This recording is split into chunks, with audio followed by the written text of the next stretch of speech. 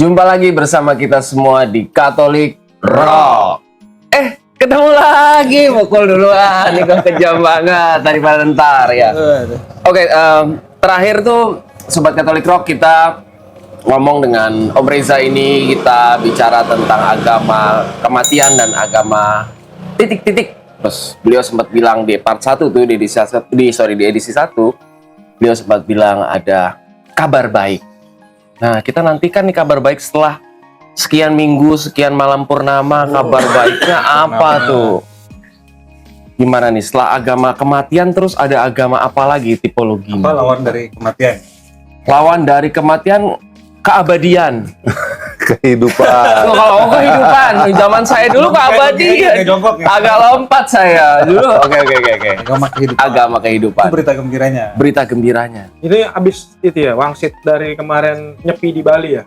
Enggak, udah tahun lalu deh. Oh, udah tahun lalu. Bukunya udah dari tahun lalu teorinya. Tapi seperti Yesus Kristus sendiri dong ya, kehidupan ya. Sumber kehidupan ya. Sumber kehidupan. Oh, Tapi bukan sumber reinkarnasi ya. Bisa juga. Ini kita nyinggung personal.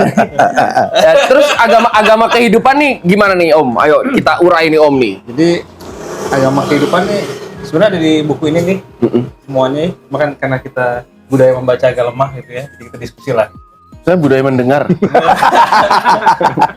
saya budaya sharing sama mendengar. Mencintai lah. Budaya mencintai. Ya, agama kehidupan adalah agama yang memelihara kehidupan. Yang melestarikan kehidupan, yang indah, mendorong kebudayaan. Kan kalau agama kematian kan menghancurkan budaya, menghancurkan segala yang indah dalam kehidupan itu dikorbankan supaya untuk nanti. Tapi karena kita ngomong yang bagus-bagus, agama kehidupan tuh ada banyak cirinya nih. Sebenarnya dibalik aja sih dari kematian kemarin. Koheren Ini ya. yang bagus-bagus. Oke. Yang pertama nih, koheren dan logis. Jadi agama kehidupan tuh mengembangkan akal sehat. Ajarannya tuh koheren, masuk akal, bisa diterima dengan rasionalitas, bisa didiskusikan, terbuka untuk penafsiran baru, tidak fanatik pada tradisi lama. Ya. Dan karena ada logikanya, jadi orang bisa terima. Bahkan orang yang berbeda agama pun, bahkan orang ateis pun bisa paham. Tidak harus setuju ya, tapi paham, oh kenalannya begini, agama kehidupan. Paham tidak harus setuju ya. Iya loh. Oh iya bagus. Paham Memahami. Untuk setuju atau tidak setuju kita harus paham dulu. Paham dulu. Oke. Dan memberi ruang untuk Perbedaan. aktivitas Berpikir. agamanya juga kan. Setelah paham, jadi nggak menekan gitu kan. Iya, jadi kayak ilmu pengetahuan lah. Oke. Agama yang dekat dengan ilmu pengetahuan. Bukannya agama itu tidak Saintologi sejalan maksudnya. dengan pengetahuan ya. Ontologi malah tidak logis sama sekali. Oh nggak logis sama sekali Kalau ya. kita lihat inti ajarannya ya, Oh ini aku belum. aneh banget Ini. tuh ada makhluk dari luar. Nanti boleh dong kutipin sedikit ya di sini ya. Cerita Saintologi. sedikit ya. mengenai Wah, Saintologi. bukan mendalami, cuma dengar-dengar doang. Oh sama dong, berarti budaya mendengar dong kayak saya. Kan aneh. Oh tidak saintifik. Katanya ya Bang. Katanya, saya budaya katanya. Saya nggak membaca, saya kurang Sobat Katolik Rock, tapi katanya saya sering. Begitu kalau di Saintologi tuh mau naik tingkat tuh harus bayar berapa ribu dolar gitu. Jadi, Oh, Tidak. yang agamanya itu para artis itu loh. artis yang di Amerika itu ya. Oke. Tuh, di Bilang aja Tom Cruise susah amat. Ya. Gue takut diomelin kalau nyebut Dia nama juga orang. nggak suka. Oh iya. Dia nggak juga. Kalau nonton isu kan gitu ya. Iya. Koheren logis. Terus agama yang ciri kedua tuh agama kehidupan tuh berpijak pada pengetahuan tentang dunia. Jadi bukan pada tahayul. Kan kalau agama kematian pada tahayul kan.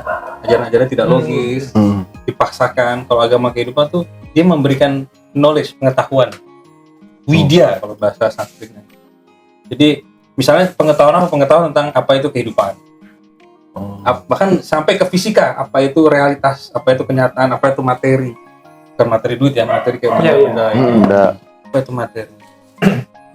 Ciri-ciri dari kehidupan itu apa? Bahkan dijelasin. Kehidupan terus berubah, kehidupan itu sementara.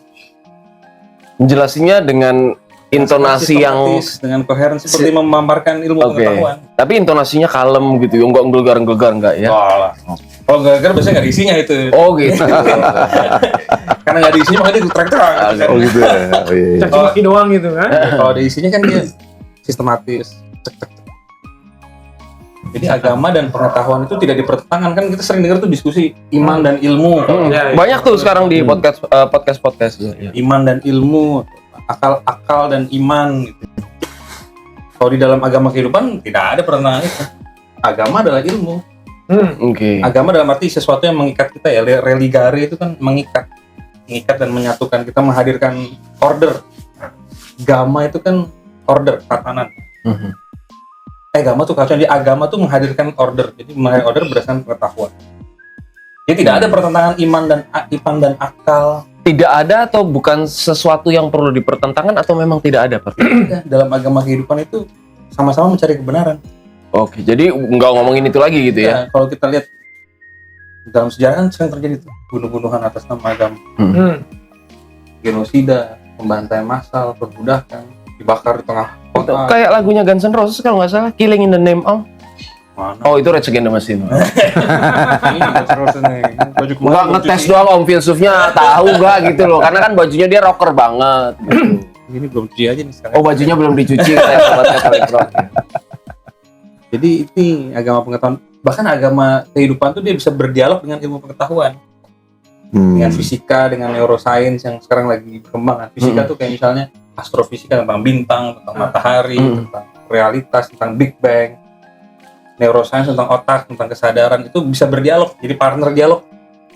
Dialog dalam artian Saling bertukar pikiran, bertukar ilmu, bertukar pemahaman. kan kalau agama kan lebih kanya jatuhnya nanti. Bisa jadi sebagai kontrol etis, Kontrol, ya. 14. Ini sambil minum boleh ngomong-ngomong ya? Boleh. Oh boleh. Ini sponsor bukan nih? Enggak, Itu mereknya betul. Diputar saya. Terus agama pengetahuan tadi kan dua tuh, yang pertama coherent logis, yang kedua tuh pijakannya pada pengetahuan, bukan tahayul, bukan mitos. Ini kita ngomong bagus-bagus nih, agama pengetahuan, agama kehidupan.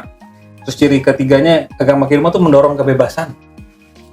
Orang tuh, manusia itu berharga pada dirinya sendiri, punya martabat, punya nurani, itu didorong untuk mengembangkan nuraninya. Jadi tidak nyuruh-nyuruh, boleh gini nggak boleh gitu, boleh gini nggak boleh gitu, kayak kita anak kecil semua gitu. Oh iya. Tapi kan ada Semakin bebas. pakem-pakemnya yang tidak boleh atau boleh. Nurani itu menjadi pakemnya sendiri. Jadi Kalau nurani diasah, orang otomatis tidak akan membunuh tanpa harus disuruh ya. Karena kan dia pakai nurani. Tapi agama tersebut tetap membuat pakem atau enggak? Kalau agama kehidupan itu. Nah, mungkin pakemnya bukan buat nakut-nakutin ya, tapi untuk menghadirkan keteraturan aja. Tapi maaf nih Om Filsuf, jadi contoh ya, kalau pakem itu adalah hati nurani, self control ya. Ada duit 100.000 jatuh di jalan, nurani saya tuh jangan diambil, bukan hak milik. Iya. Tapi kalau, posisi. nah kalau nuraninya Om Alek itu rezeki, nah itu gimana jadinya tuh? Nuraninya terdistorsi. Oh gitu. Oh ya. Nuraninya salah asli. Oh ya ya. Berarti nurani. Oh ya ya oke. Oke, siap. Boleh. Cakap. Atau nuraninya mau taruhan bola nanti malam gitu. Oh. Kok jadi taruhan bola itu? Lumayan nih gak ganggu uang belanja istri. Iya, boleh. 100.000 doang. Enakan 271 triliun lah. Kok aktual sekali nih. Gatel banget. 100.000 tuh kan. Nemu di jalan, Om. Masa ada 271 triliun di jalan? Aduh. 100.000 lewat lah. Lewat. 271. Boleh Ini lah. happening sekali ini. Gue malah gak update kasusnya. Gak apa-apa, tapi kan kita justru dari sini nih, udah masuk ke nurani nih, asik nih. Soalnya gini, banyak orang pikir kalau kita ngasih kebebasan manusia akan bertindak semaunya. Malah sebaliknya. Di Indonesia kurang apa sih? Agama, hukum-hukumnya, aturan-aturannya nggak boleh gini, nggak boleh gini, apa aja berantakan semua. Soalnya salah diksi pemahaman tentang kebebasan. Jadi Iya. bebas tuh Jadi lepas dari kebebasan semua itu- ikatan. Kebebasan itu menciptakan batas-batasnya sendiri. Iya, harusnya kan Iya. sampai ke situ kan kesadarannya kan tentang Iya. kebebasan itu. Tapi Kebebasan itu salah arti. menciptakan tradisinya sendiri lah, menciptakan batas-batas. Nurani itu waktu dilatih, dikembangkan, kita kan bikin batas kita sendiri tanpa perlu takut-takutin. Ya. Tapi nurani itu tidak berasal, kehidupan. nurani berasal dari Nurani itu, nah ini kita masuk ke suatu yang fundamental, conscience kan bahasa Inggrisnya. Nah, ini kan adalah jawaban filsuf sobat Katolik Rock. Harusnya ditanya nurani berasal dari mana? Netral. Lagunya netral nurani. Nurani kayak semacam ada kompas alami di dalam diri orang untuk tahu apa yang baik dan buruk tanpa harus diajarin. Oke. Ya. Kayak itu alami, kayak hukum moral yang alami tertanam dalam diri manusia.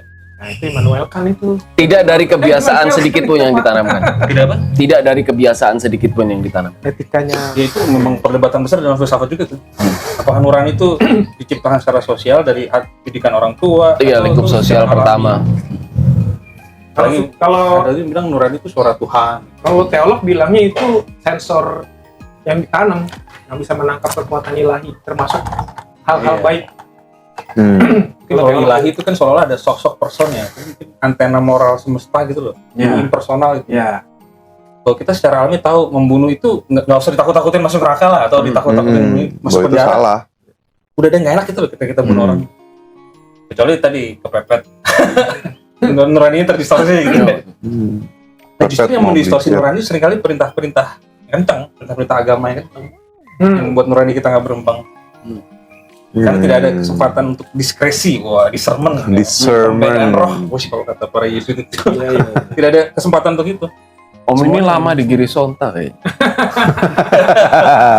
Enggak, dia sebentar-sebentar ya. 3 hari, Nyamot ya. 3 hari sama Rahmat waktu itu. Rahmat.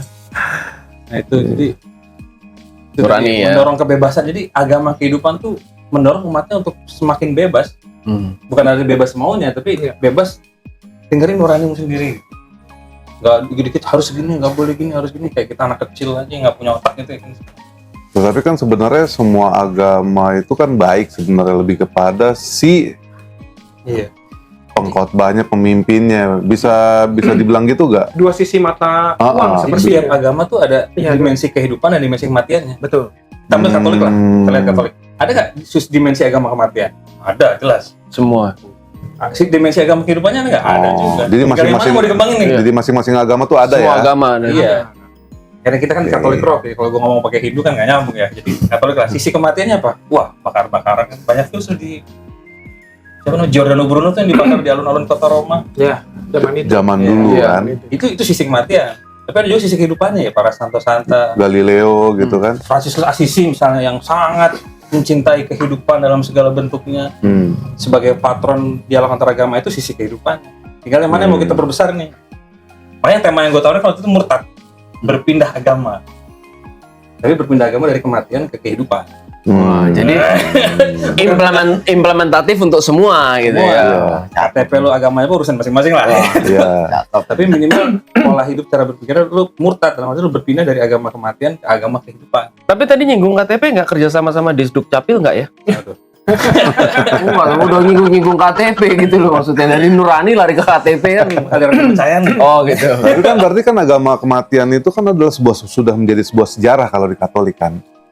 Masa iya? Apakah sejarah benar? Sejarah jelas ya. Tapi Ya. sekarang masih ada nggak? Iya kalau adanya. Lalu secara yang terlihat Jakarta. nyata tuh tidak ada sih. Lo Tapi yang ini bakar nggak ada lagi sih. Agama Katolik ya, karena saya taunya Katolik itu mengakui semua kekelaman gereja. Masa kekelaman itu diakui dan diterima dan dipelajarin Betul. agar tidak terulang. Itu yang baik dari Katolik. Paus sempat minta maaf. Paus. Iya. Iya.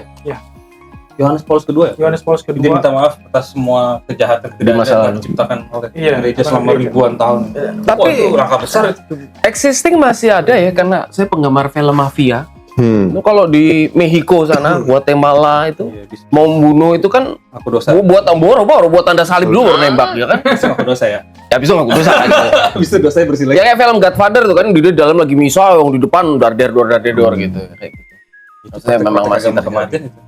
Misalnya, gue mafia supaya dapat pengaruh sosial tinggi nyumbang ke gereja. Jadi tokoh kan. Ya. Wah, dia donatur besar untuk pembangunan gereja. Padahal duitnya duit mafia. Ini kita ngomongin 271 triliun. Kok nyumbang ke gereja? Dolar Amerika. Oh, dolar Amerika. Oh, persis beritanya dolar Amerika dan dolar Singapura. Iya kan, gereja Katolik kan dekat dengan kekuasaan. Itu seringkali praktek-prakteknya begitu, cuci uang. Emang nggak boleh sebenarnya. Itu kan praktek agama kematian. Seharusnya tidak boleh ya. Gak boleh, misalnya gue korupsi nih, 271 271 triliun. triliun gitu ya. Itu potensi loh. Potensi ya. Potensinya Misalnya ya. bisa gede lagi soalnya. Tapi kan gimana ya, kan supaya nama gue baik, reputasi gue baik, gue sumbang lah 1 triliun ke gereja. Wih, 1 triliun Main cuy. Tapi kan gereja tidak tahu bahwa itu hasil korupsi. Jadi nggak salah dong kalau gereja terima. Mungkin tahu, mungkin nggak, atau nggak mau tahu. Oh, Karena nggak ada KYC formnya kan. Oh, oke. Oh, iya. Ini nggak ada KYC Jadi form. toko. Wah. Jadi kalau ulang tahun yang ngerayain 5 pastor gitu kan. Oh. Kalau kawinan 6 pastor datang gitu kan. 12 uskup Reza. Gue baru mau jos. Ada dulu ya. Nggak tahu ah. Takut saya. Nanti kalau gue Gelap. Ya. kalau gue kawin lagi 12 uskup ya. Uskup Bekasi, uskup Kopi ya.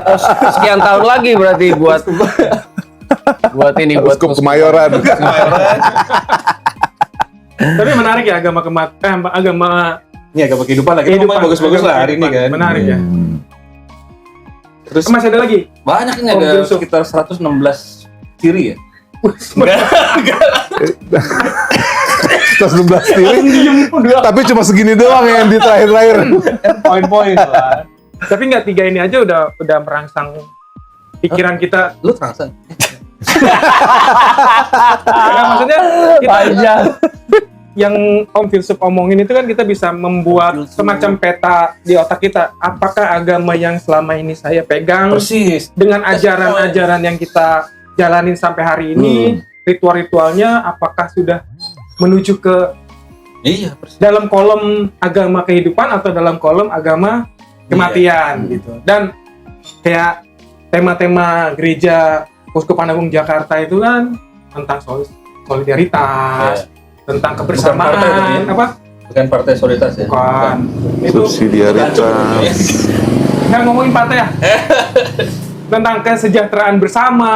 Iya. Itu kan berarti kan agama yang coba dikembangkan oleh gereja Katolik Indonesia khususnya Jakarta itu kan menuju ke Agama kehidupan.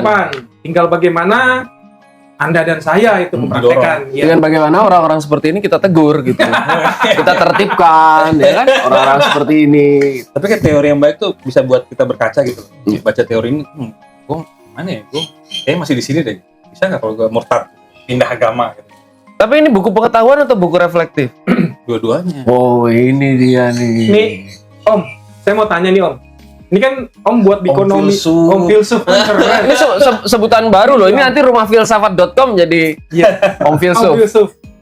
Kan Om buat dikotomi Iya. antara agama kematian dan agama Kehidupan. kehidupan. Kalau contoh tadi, yang tadi koruptor ambil duit buat nimbang gereja. Gereja kan pakai buat kehidupan. Berarti ada nggak nih Om antara kolom 1 dan kolom 2 ini Om? Kan banyak nih pasti nih. Iya, ada unsur Sebagai agama pelaku. kematiannya ya. Ya, sebagai pelaku kan kayak kita nih, kita nggak murni-murni banget kok. Maksudnya beriman juga nggak seserius yang di agama kehidupan juga. Kadang juga kita suka masukin kaki ke kolom agama. Ya, maksudnya kita tidak tinggal di surga lah, tinggal di bumi. Ya, Itu kan- ya. Itu secara bahasanya itu. Kayak misalnya korupsi 1 triliun cuma gereja nyumbang buat panti asuhan, Ya. buat rumah sakit, buat beasiswa gitu kan. Nah ini gimana nih Nah, itu dia penilaiannya? pertanyaannya. Tapi jangan dibalikin latihan rohani loh ya, intensio recta nanti. Awal baik, tengah baik, akhir baik. Jadi ini enggak gitu, jangan jawabannya. Iya, Baru dengar tuh, kan intensio rectanya Robin Hood dulu saya sebelum kenal, Intensinya ya? iya sebelum saya kenal intensio recta saya pikir Robin Hood tuh baik. Setelah saya kenal awalnya nggak baik, tengahnya baik, endingnya baik. Tapi boleh. Apa saya tukeran kursi? Saya di sini. Nah, itu tapi boleh itu. Awalnya tidak baik, tengah Iya, sama akhir kalau baik. kalau dari garis intensio Kalau recta itu linear boleh. ya enggak. Kalau dari rumus itu nggak bisa. Nggak bisa. Harus lurus, tegak lurus. Iya. Tapi bagaimana cara gereja mengetahui awalan itu baik? Nggak, makanya gereja ambil sikap nggak ngorek. Kamu mau nyumbang kolektor Dari mana? Dari mana? Iya, Bang. 1 triliun gitu ya. tapi di atas duit 100.000, 50.000, ini duit hasil gaji saya, pastor kan nggak mungkin gitu juga. Jadi tinggal masukinnya no-name kan dari duit. Tidak anonim gerejanya. Tinggal masukin. Nah itu Tangannya gimana tuh, Om Filsuf, bagaimana kita tentang praktek kehidupan seperti itu? Kalau kejadiannya Kalau seperti dilihat dari ini. teori ini ya, teori tipologi agama, bahwa ada unsur agama kematian nih, bahwa ini ada uang dihasilkan dari pembunuhan. Oke. Dari kematian satu orang atau satu kelompok atau korupsi itu kan membunuh banyak orang ya. Iya. Tapi uangnya kemudian dipakai, walaupun dari segi persentase kecil sekali ya. Tadi misalnya Iya. 21 triliun, 1 triliun gue masukin gereja. Kecil banget. Itu contoh konkret gitu. Betul. Tapi buat kita yang terima, wow, 1 triliun, 1.000 miliar. 1.000 miliar. 1 miliar. 1.000 miliar tuh nol. Iya. ini separuh komplek bisa dibeli kali ya? Satu komplek kali bisa. Satu komplek malah ya? Bisa. Iya, bisa. Kemarin saya lihat mall di Jogja itu dijual 3, sekian triliun. Baru 3, Satu mall. satu mall. Triliun. Triliun. Ya artinya kalau 271 ya buset ya. Iya. Nah kan satu yang disumbangin. Oke, Nah, satu ya. Ini apakah digunakan misalnya sungguh digunakan untuk tujuan-tujuan memelihara kehidupan gitu ya? Misalnya memberi beasiswa, pendidikan, asuhan, insentif diperbesar lagi, Oke. gizinya ditingkatkan buat anak. Oke. Nah itu gimana nilainya? Gitu? Kalau dilihat dari sini sih menurut gua sebisa mungkin sisi kehidupan itu diperbesar semaksimal mungkin. Karena kita nggak bisa ngomong bersih ya tadi. Betul, yang, oke. Yang putih semua tuh Nggak bisa. kita nggak di surga cuy kan. Gua Nggak juga bisa tahu lah absolut gitu. hitam dan putih Iya. soalnya. Tapi 1 triliun itu harus sungguh-sungguh dimaksimalkan untuk kehidupan. Walaupun kita tahu nih akarnya problematis itu ya, Iya, sumber iya. keuangannya. Kalau kita ngomong realistis ya, Iya, ini realistis ya. Kita nggak ngomong itu dosa atau enggak ya, Iya, bukan ruangan bukan- kita ya, bukan ranah kita. ruang kita. dosa Tapi nggak secara ada, dosa itu kan kontrol sosial aja. Iya. nggak maksudnya Ini dari sensor ya. nggak maksudnya kita nggak Iya, iya, sampai iya. menjudge sebagai hakim gitu, tapi kita mau melihat dinamikanya ini. Jangan sampai Iya. nanti yang nonton juga bingung kan. Nanti gue terlalu baik di dunia, gue dimanfaatin orang. Kan kita nggak bagus juga. Iya. Kita nggak sensor. Kalau Om Filsuf yang ngomong nggak. Kalau di antara kita bertiga ada sensornya. Kalau Om Filsuf nggak gas terus. Biar gue yang kena ya. Nanti kata gue, "Wah, ini Ini narasumber kita. Ini alamatnya di sini. Ada nggak di buku itu Apa itu? masalah problematis, dilematis kehidupan gitu? Belum sih. Itu balik ke nurani masing-masing sih. Aplikasi ya. Kayak gini, Pak Pi. Aplikasi. Jadi kayak kita teman sekerja nih, dalam satu kelompok, isinya kita semua nih 4 orang, satu nggak korupsi, bersih sendiri, itu pasti jadi sulit. Pertama sulit buat bergaul, dan kita juga akan melihat bahwa lu tuh musuh bersama, gitu. Kan bahaya Itu kalau lu banyak keluar, terjadi tuh. kalau lu keluar anak lu punya masalah. Terutama di lembaga-lembaga negara gitu. Istri lu nanti kelapar dan segala macam, mau nggak mau lu harus ambil dong. Nah itu dia yang jadi masalah dilematisnya kan sering di situ tuh. Pertentangan nurani kan lebih ke sana tuh. Atau mungkin kalau itu terjadi, ada cerita dari teman gue juga, senior gue di sebuah institusi itu. Ketika dia menerima uang korupsi itu, dia taruh duit itu di laci. Sampai laci itu penuh, akhirnya, ya kalau waktu Romayote kita bahas gak sih? Bahwa itu dia akhirnya bikin Zakat gitu. siapa adminnya, dia masukin uang kas, kalau ada kedukaan, sumbangnya dari situ. Dan Romayote tidak mengambil sama sekali. Iya Romayote. Gitu kan? Iya, kita sempat ngobrol. Gitu kan? Nah teman gue itu akhirnya saking gak kuatnya dia keluar dari institusi itu. Dari PNS itu dia keluar, dia jadi supervisor kopi yang keliling-keliling pasar. Tapi dia happy. Iya, Gitu. kan kalau Starling bukan Starling. Tetap lu terima aja, mau gimana. Cuma mungkin perlu disalurnya seperti itu. Kayak gitu salah atau benar? Salam, bagus banget. Salam buat temennya itu, gila loh. Hari gini ketemu orang seperti itu tuh gila. Solusi terbaik emang keluar dari lingkaran itu ya. Iya, lingkaran Saya kira setan. nggak mungkin. agak sulit karena ada tuntutan kehidupan Iya, kan. sering Ada agak sulit. Kalau orang mungkin prinsipnya keras, gaya kantian gitu yang tegak lurus, Iya. bisa dia keluar. Iya, kata Kan kita kadang-kadang masih mikirin keluarga lah. bagus yang Anak masih kecil. Iya, bagus yang Om Filsuf tadi bilang. Senantiasa memaksimalkan untuk unsur kehidupannya ya, mau nggak mau diri kita Iya, kita di lingkaran betul. setan ya Ada kan. lingkaran setan tetap seperti yang Romayote lakukan kan, buat untuk A, B, C, D gitu kan. Kayak gini, kalau di filsafat Asia tuh ada yang menarik. Misalnya, lu kecanduan rokok, nggak bisa berhenti nih. Lu tahu nih jelek nih, keluar duit, paru-paru kena, batuk-batuk, keluarga lu mungkin pada ngomel gitu ya. Tapi gua nggak bisa berhenti nih. Oke.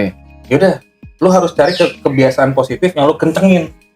Misalnya lu habis rokok, lu olahraga kayak, lu push up kayak, lu bercocok tanam kayak. Jadi lu bukan yang ngilangin kebiasaan negatif lu, karena ini udah nggak bisa. nggak mungkin. Lu kencengin lu sisi positif dulu. Jadi terima kebiasaan negatif itu, tapi maksimalkan yang Positif, mengolah olahraga Ya, biar misalnya olahraga kayak, atau lu merasa bersalah biar hilang nikotinnya gitu ya. Tanam kayak di dalam rumah tuh ada tanaman, lu rawat. Terus apa kayak sebagai kompensasi. ya gitu. Tanda Paling bagus sih emang bisa ngilangin itu, paling bagus. Cuma kan seringkali katanya paling bagus canduan emang. semua nih kan. Iya.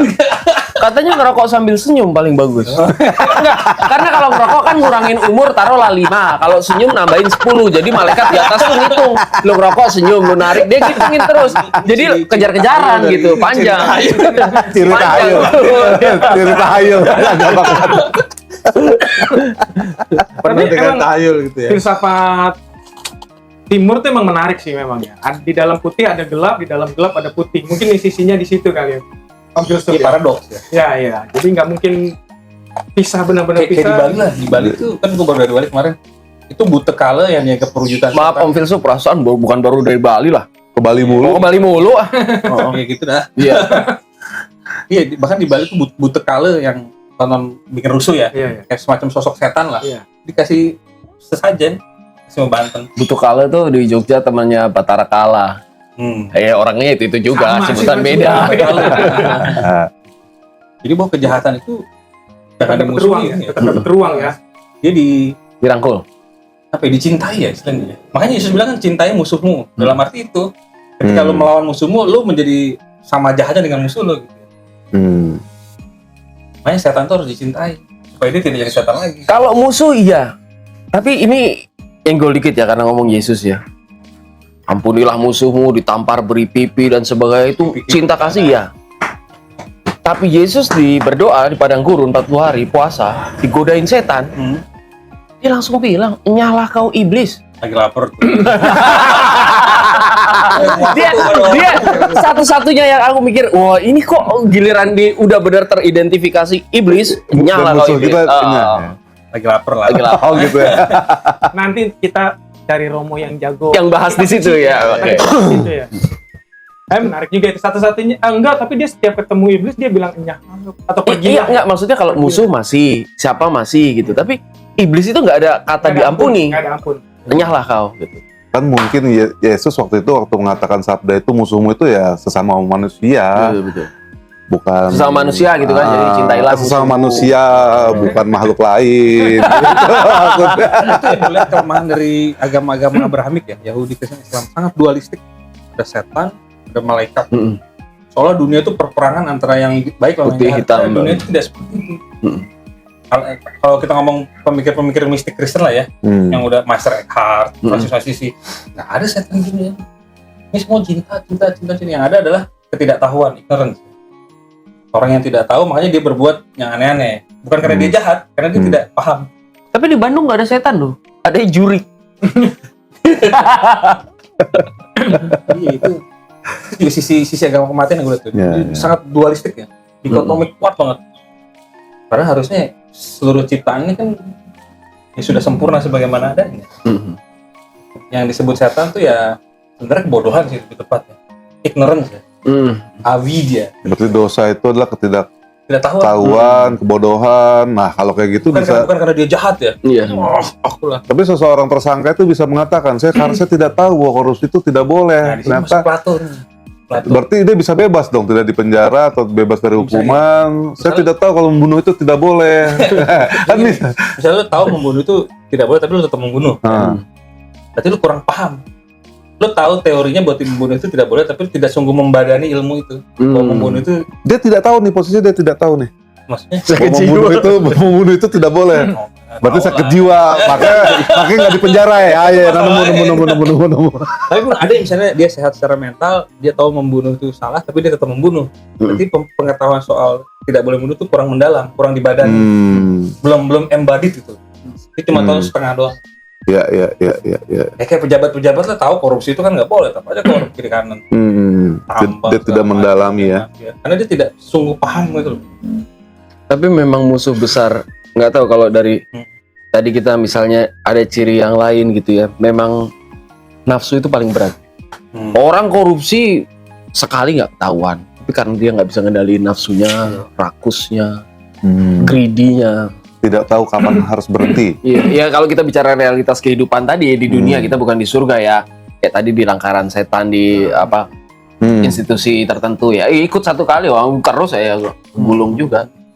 Bukan berarti saya memperbolehkan korupsi, tapi ya begitulah adanya. Orang kalau kebawa nafsu berarti dia tidak paham nafsu itu apa. Hasrat itu, desire itu. Dia Desire. tidak paham itu. Dia mungkin diajarinnya itu nggak boleh udah, tapi kan nggak ngerti ini nafsu ini cara bekerjanya gimana ya. Kalau Om Alek ini paham betul nafsu, desire. Cuman Hasrat paham. Cuma dia kurang kontrol. Kontrol. Cengar-cengir. Kontrol diri. Lanjut dulu nih. Iya dong, ayo dong. Jadi terakhir itu kan agama kehidupan mendorong kebebasan. Ini kita ngomongnya bagus-bagus hari ini. Iya. Yang keempat, agama kehidupan tuh memelihara alam, lingkungan. Jadi sangat pro pada pelestarian lingkungan. Ya itulah yang hijau-hijau, teologi hijau, filsafat hijau gitu-gitu. Ini tanaman. Makanya kita ambil juga ini Motor listrik. pegang motor listrik. Walaupun motor listrik juga dilema ya, karena bikin baterainya tuh juga pengerusakan alam ya. Tapi Iya kan memaksimalkan minus tadi. malum lah, Minus malum. Terus apalagi ya soal sampah juga, pengolahan sampah. Gitu. Minum nggak pakai gelas plastik. Iya. Ya kan minum jangan pakai gelas Minum langsung plastik. dari sumber mata airnya langsung. Kenapa lo gitu? Gue green life gue. Terus mendorong renewable resource, energi terbarukan. Nggak bergantung pada fosil. Jadi mendorong ke arah situ ya. Pelestarian alam, pelestarian lingkungan. Karena Komprehensif kan banget ya. wih dong. Terus poin kelima nih tadi seperti yang dibilang, agama kehidupan terlibat dalam upaya-upaya mewujudkan kebaikan bersama, bonum comune, kesejahteraan sosial, keadilan sosial, semakin kecilnya ketimpangan, gitu dah. Terus agama kehidupan tuh juga toleran ya. Manusia itu kan diciptakan beda-beda ya, cara berpikirnya beda, jadi toleransi pada segala bentuk perbedaan, ekspresi hidup manusia gitu ya. Nah tapi memang intoleransi tidak bisa ditoleransi. Nah itu batas-batas toleransi adalah kepada kelompok-kelompok intoleran. Kita boleh sama pada orang-orang yang toleran. Kalau ada kelompok yang intoleran, kita harus kencang ke dia. Karena dia bilang toleransi itu pada semua, termasuk pada kelompok-kelompok yang intoleran. Kacau itu, hancur akhirnya. Ini keyword nih, bagus nih. Ya. Batas-batas toleransi adalah pada kelompok-kelompok yang intoleran. Stop toleransinya. Iya. Karena dia menghancurkan hakiki dari. Iya, kayak misalnya Henry gayanya begini, Alek begini, Bemen, ya ini oke lah. Kan semua pada toleran kan. Tapi ketika Henry mulai memaksakan, lu semua harus pakai jeans kayak gua. Oh ini kita dipaksa loh. Gitu ya. Iya. Itu sobek-sobek itu. Dipaksa loh pakai jeans lagi. Kegedean itu soalnya. Pahanya. Bahaya. Kontrolnya, kontrol. Ya, bingung nih sensornya kan. Nggak, tapi kan nggak ada yang disebut, nggak apa-apa. Iya, jadi ketika Henry mulai memaksakan, misal semua harus pakai kaos kemeja gini kayak gua, kita hantam lah bareng-bareng nih si Henry. Kayak tadi gitu ya. Kaos itu ya. Kita hantam Alek. Itu jadi toleransi tinggi ya. Pada segala bentuk ekspresi kehidupan lah. Gaya rambut kayak termasuk orientasi seksual. Isu sensitif ini. Itu agak sulit. Agak sulit. Dari kacamata kamu agak berat. Iya berat itu. Nggak apa-apa. Ya, nanti lah kita bisa bicarakan lagi. Terus sumber. Iya. Nanti masih perdebatannya masih panjang soalnya. Nggak perlu diperdebatkan Soal menurut gua. Iya. Soal Gue clear, gue nggak perlu diperdebatkan itu. Gue clear, gue nggak perlu memperdebatkan hal itu. Bahwa- Tidak. Jelas kalau gue. Biasanya menolak tuh ya ada kecenderungan biasanya. Ada apa tuh kompensasi gitu. Ini berarti jadi orang-orang yang anti biasanya dia meredam sebenarnya. Ada kecenderungan dia meredam habis itu Kalau sama gue lo salah. dulu sama ini mau Ucil Ucil apa? Cil, parah Cil. Diki. pantesan dia jalannya kayak begini. Keluar dari kamar lagi jalannya kayak gini. Ini juga nanti saya share di Bukan dia. grup Wacana Bakti Korpus saya masuk.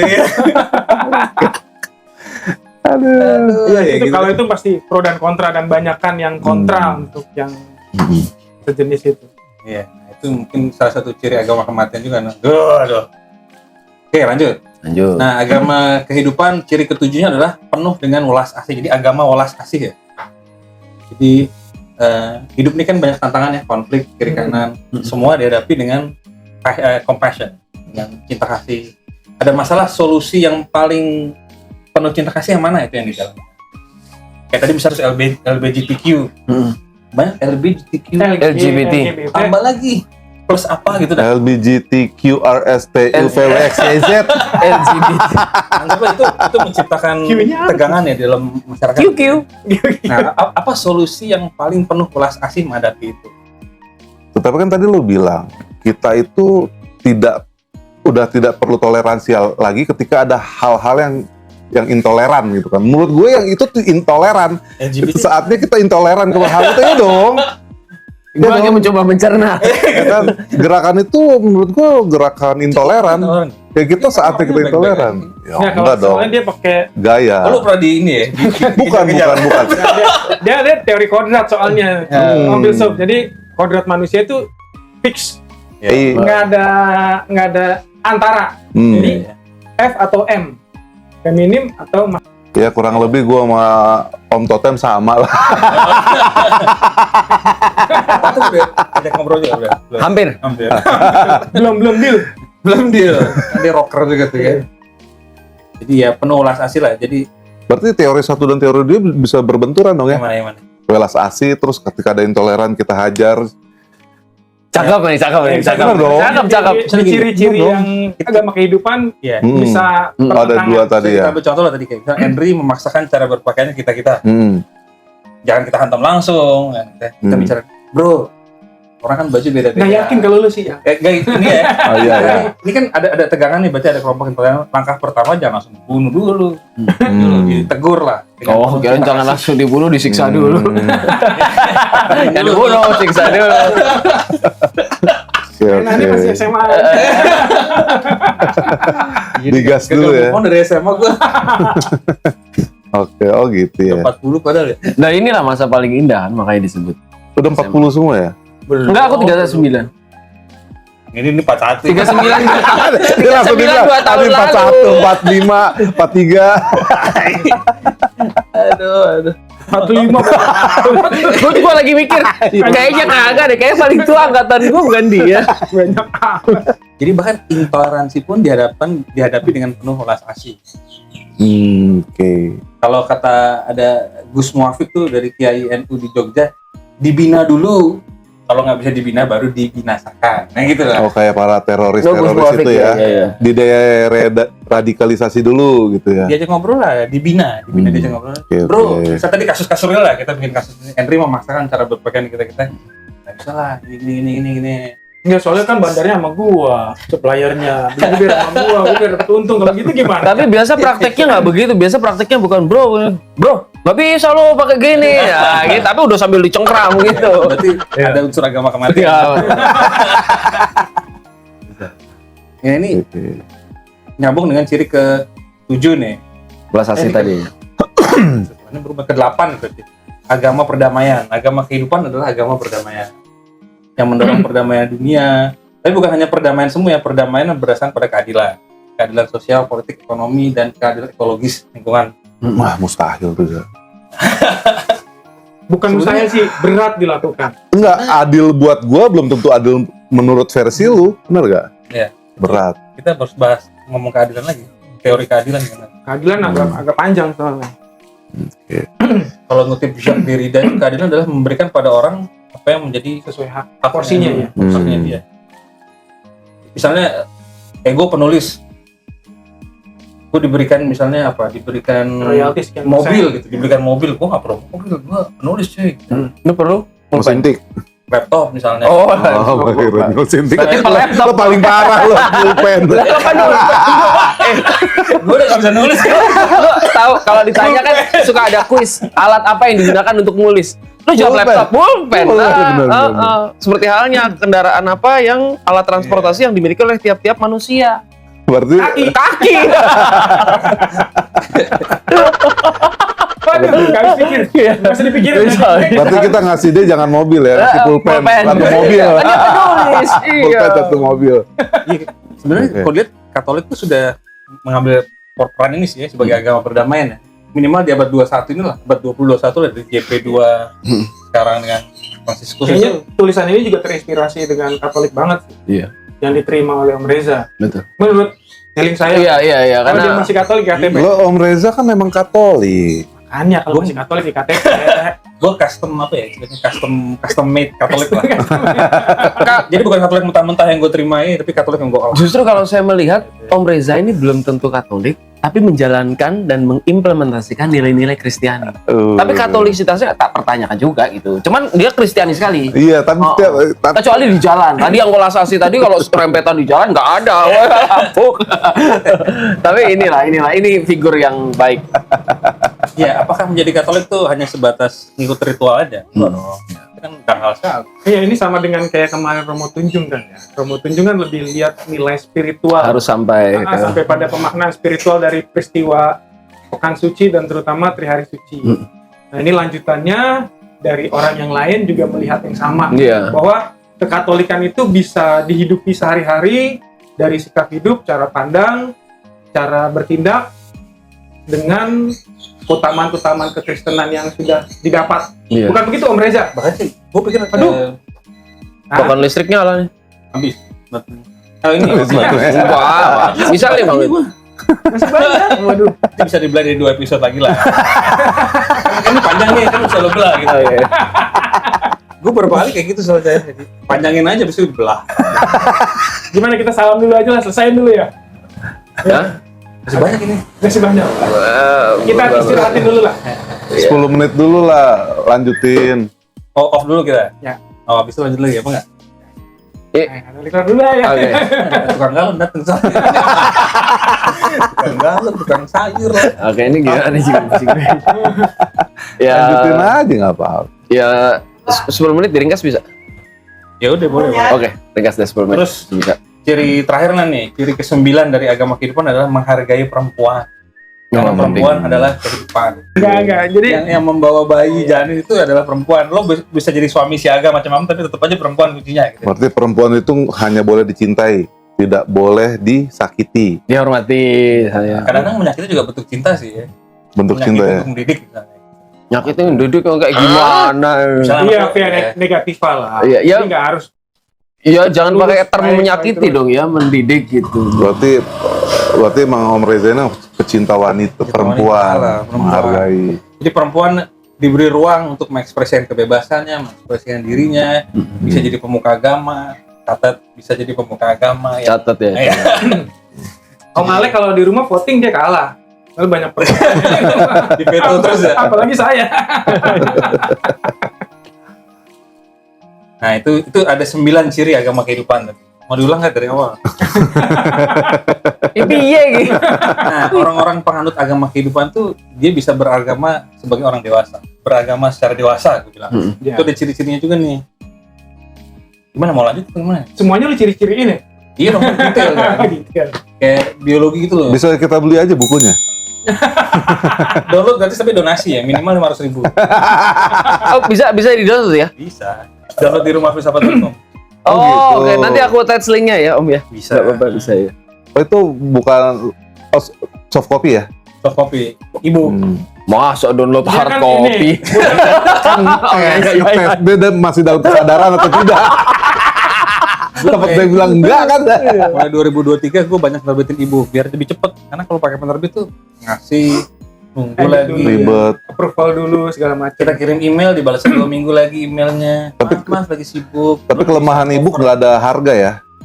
Donasi. Hanya donasi ya. Harga bisa sih sebenarnya, cuman Kan ini seperti karyanya kan ingin dikenal luas dulu ya. Ya, Ya, diseminasi dulu, sebarin cepet. Nah, kalau memang nggak punya duit ya lo baca gratis lah. Iya. Kalau duit lo nyumbang lah. ya kalau yang baca lo siapa tahu yang 271 triliun baca kan langsung 1 triliun kan lumayan kan. Bisa langsung hidup selama 10 tahun, 20 tahun ke depan. Lo nulis terus ya. Iya. Tapi dengan catatan tetap dimaksimalkan Unsur kehidupannya. unsur kehidupan. Iya. Kita doain lah semoga Om Filsuf Doain ini dong bang. dapat. Iya, ada penyumbang 1 triliun itu. Enggak lo maksudnya. Lalu nggak cek yang pas kita habis ngopi sama Rahmat ada dari gua. Gue ada yang nyumbang 10.000 deh lo ya. 10.000 di BCA, 10.000 siapa? Alex Gultom. Lo saya telah Gultom siapa? Aduh, tapi serius banyak yang nyumbang 20.000, 30.000. Sebuah apresiasi itu ya. Iya. Kalau disimpulkan Om sambil tadi cirinya penganut agama kehidupan sambil kesimpulan nih. Ya agama yang memelihara, mengembangkan kehidupan dalam segala dimensinya lah. Moral, keindahan, seni, budaya itu semua dia maksimalkan, kebebasan berekspresi. Jadi agama yang mencintai kehidupan dan bikin kita semua jadi bahagia hidup gitu. Gak dikit-dikit takut tuh, dikit takut masuk neraka, dikit-dikit ini nanti nggak boleh ini, seni nggak boleh ini, nggak boleh ini. Melanggar perintah ini, makanya bakar di api neraka gini. Kan agama penuh ketakutan itu agama mati. Nah, agama kehidupan sebaliknya membuat kita bahagia Menjalani hidup kita ya. Jadi pinter, jadi bahagia, jadi bebas. Itu tagline-nya di Santa Ana ya, apa damai di bumi.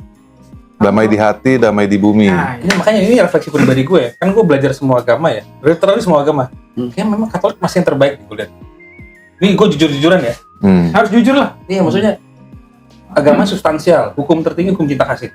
Ya. Yang lainnya lo mau misa wajib, tapi kalau misalnya lo sakit ya udahlah santai lah gitu lah. Ada ritual-ritual tertentu lo boleh ikutin, kalau nggak boleh ikutin ya udahlah. Yang penting sayang sama cinta sama keluarga lo. Keluarga, Gitu. ya. Sesama. Yang lain kan enggak, kenceng terus kan. Ngegas terus. Gitu. Kalau nggak gini nanti hukumannya begini. Kalau nggak gini hukumannya begini. Katolik kan nggak ada kayak gitu. Ngaku dosa aja pun. Ya lo ngaku dosa kalau lo merasa nggak pas, ya udah nanti Ya, dulu ya. Kalau belum siap. Gitu. Iya, jadi banyak ritual itu himbauan dan gimana tuh diberi kebebasan untuk menentukan itu loh. Ada discernment itu. Himbauan ya, bukan perintah ya. Bukan Iya, paksaan Bukan juga. paksaan. Oke. Itu yang gue lihat tuh, bagaimana Katolik sudah berubah total ya sekarang ini. Yang penting adalah cinta kasih.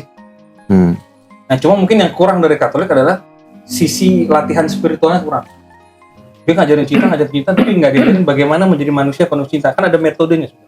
Lama, nggak bisa diajarin dalam satu khotbah 10 menit doang, Ja. Makanya kayak misalnya paling dekat latihan rohani Ignatian lah. Itu kan kita dilatih untuk discernment ya. Paling dekat karena kita Ada roh gitu ya.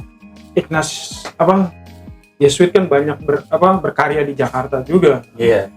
Sebenarnya udah banyak kategorial nggak ada kesana. Bapak yang kalau ke gereja nongkrong mulu. Nggak pernah nanya. Bapak nongkrong mulu. Metode yang sistematik itu loh. Oh iya. Metode yang sistematik mengajarkan orang untuk sampai Nggak, ke maksud level dia itu. sebagai semacam alat. Kalau itu kan per discernment ya. Saya mau ikut kategorial itu. Tapi ini tidak ada secara struktural mungkin. Komunal. Komunal, jadi seluruh umat gitu. Langsung Termasuk dapat sampai gitu. yang terbawah gitu. Kan tujuannya menjadi manusia penuh cinta kasih, itu tujuan tertinggi ya, seperti Yesus lah ya. Tapi bagaimana secara sistematik sampai ke situ, nah itu yang kurang. Nah di situ gue pikir Katolik bisa belajar dari tradisi Asia, ngambil metode sistematik itu, seperti yang ngatur Gemelu lah. Tapi dia ini tipikal orang yang, misa di sini yuk. Kenapa? Siomenya enak. Nah. Siomenya enak. Levelnya masih siomay gitu loh. Iya, jadi kita semakin Masih ada paham. 12 poin lagi. Udah ntar gue download aja dah. Download dah. Teman-teman download ya. Nah, kalau kita buka semua itu tidak Tidak bisa menjadi nilai ketertarikan. Iya, jadi. Tapi buku ini bagus untuk membuat kacamata kita menjadi lebih bersih. Kalau mobil kan wipernya ini wipernya lah. Jadi bisa membuat kita menjadi lebih jelas melihat agama itu bukan sekedar hanya ritual weekend, Sabtu Minggu, gue belum bisa nih, ini ada yang kurang nih. Tapi yang kurang itu apa? Apakah cuma karena rutinitasnya yang berkurang, atau ada sisi spiritual yang harus diisi? Nilai-nilainya ada. Itu covernya mukanya Reza ya. Tuh ini bukan wiper, ini mobilnya. Cover muka lo. Oh, ngerti dia bingung. Nggak ada kaca. Oh bukan lu tuh ya? Mirip juga ya. Mirip ya. Ngomong filsuf ya. Begitu Jadi demikian. Sobat Katolik Rock dimanapun Anda berada, Berarti berita gembiranya sudah oke lah ya. berita gembira sudah disampaikan. Jadi part 2-nya agama kematian, agama kehidupan. Nah, nanti saya akan attach linknya supaya semua juga bisa download, bisa nyumbang kata Om Filsuf ya. Ya itu site-nya kita bahwa buah pemikiran dia itu bertapa. Kalau lagi berpikir tuh dia itu bertapa gitu. Jadi dia keluar banyak energi juga. Iya gitu kan. Jadi semuanya boleh nanti disimak dan dibaca, semoga membantu dan bermanfaat demi kebaikan untuk menuju ke arah kehidupan yang lebih baik. Salam sehat berlimpah berkat. Jumpa lagi nanti bersama Katolik Rock.